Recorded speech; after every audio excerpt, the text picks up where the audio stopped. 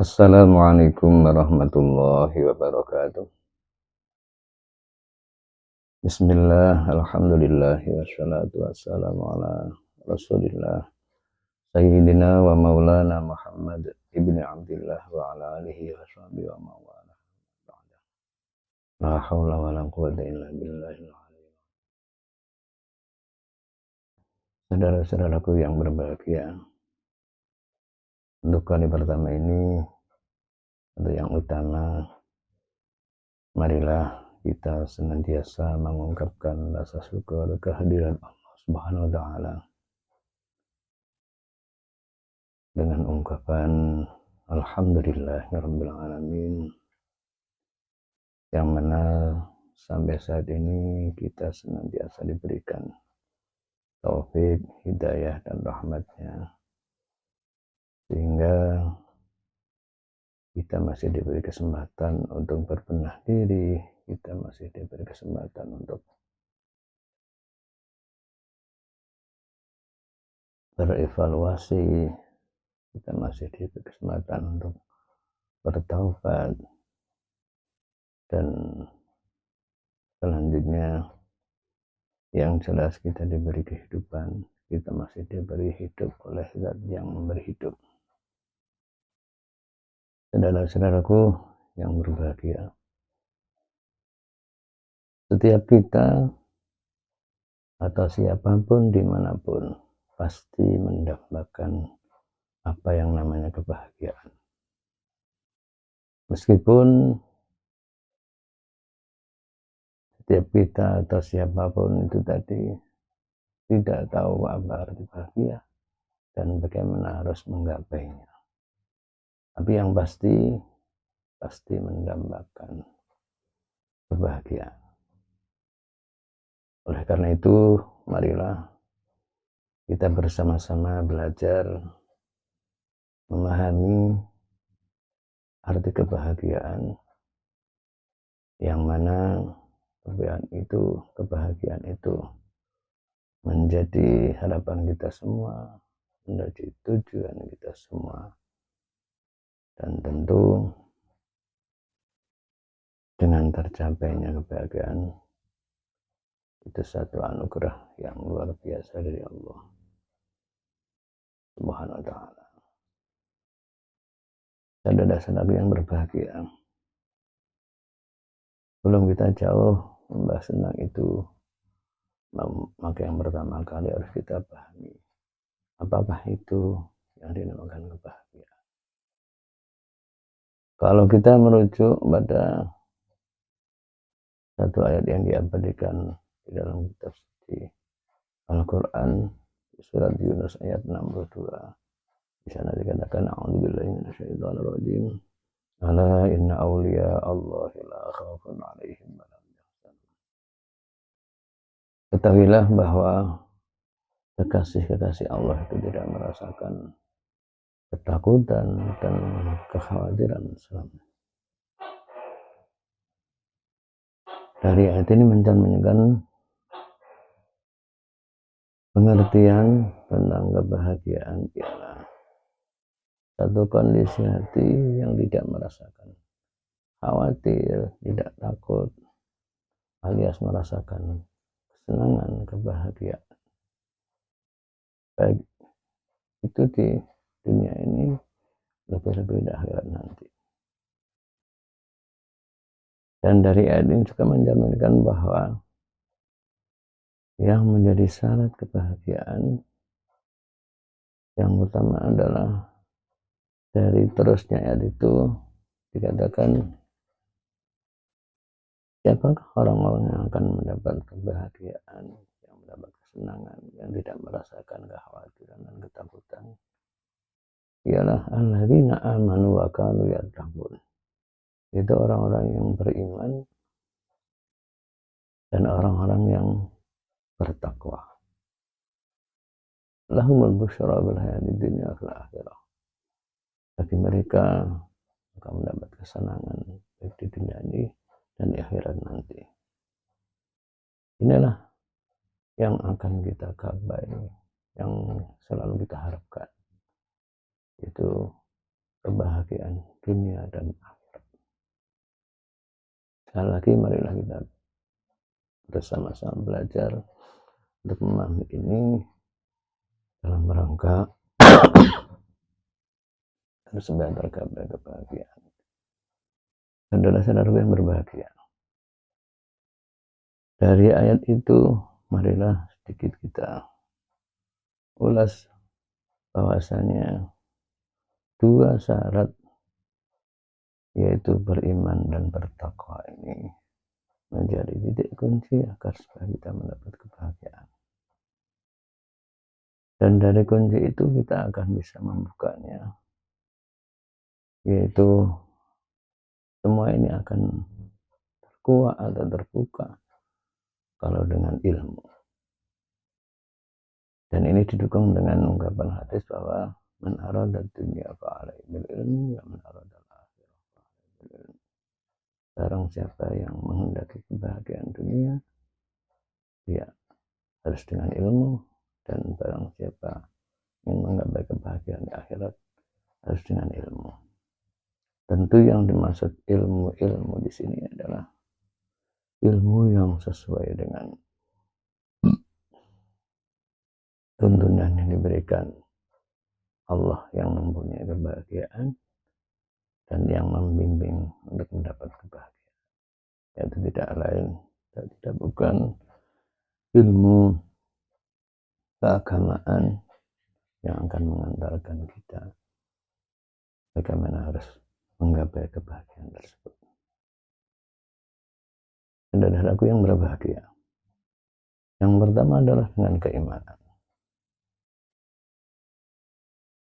Sebelum ini kita bahas, perlu juga kita pahami bahwa kebahagiaan itu sendiri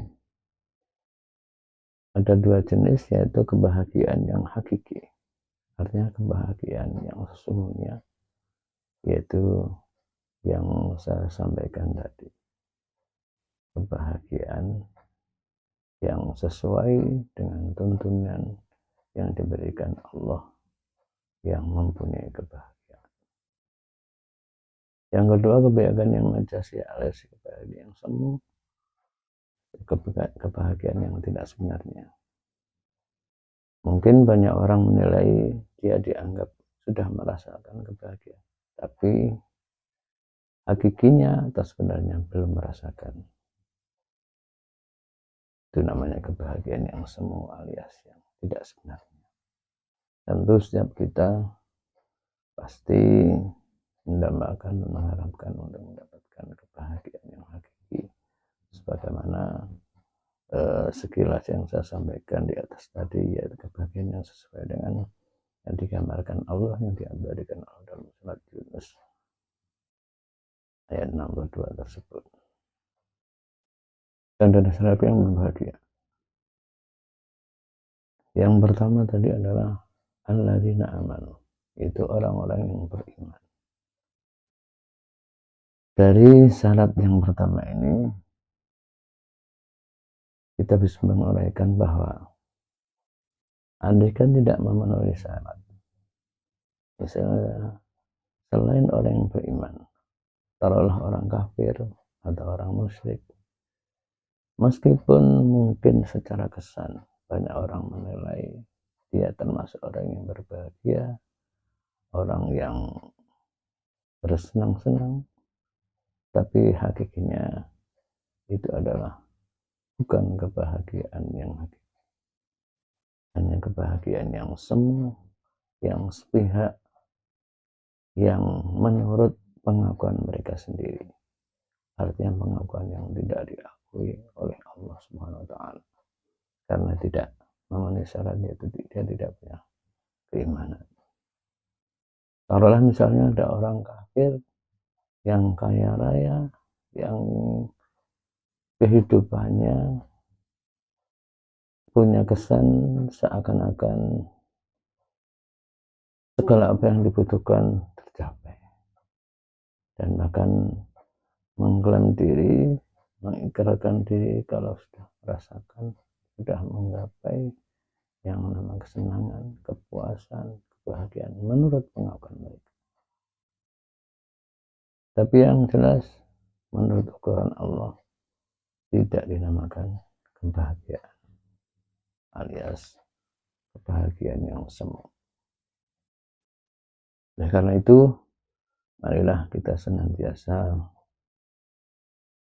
menggapai agar supaya kita dalam kondisi yang senantiasa beriman, senantiasa dianugerahi keimanan, bahkan kita senantiasa berusaha semaksimal mungkin untuk menyempurnakan keimanan kita.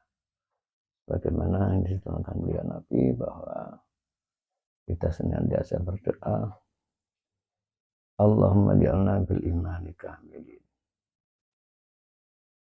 Itu ya Allah, jadikanlah kami dari golongan orang-orang yang senantiasa punya keimanan yang sempurna, orang-orang yang sempurna keimanannya, dan tentu dengan sempurna keimanannya maka sempurna kebahagiaan. Saudara-saudaraku yang berbahagia, yang kedua adalah yang bertakwa. Takwa dalam pengertian imtitsalul awamirillah wajidina pun awahi, itu menjalankan perintah-perintah Allah dan menjauhi larangan. Tadi sudah saya sampaikan bahwa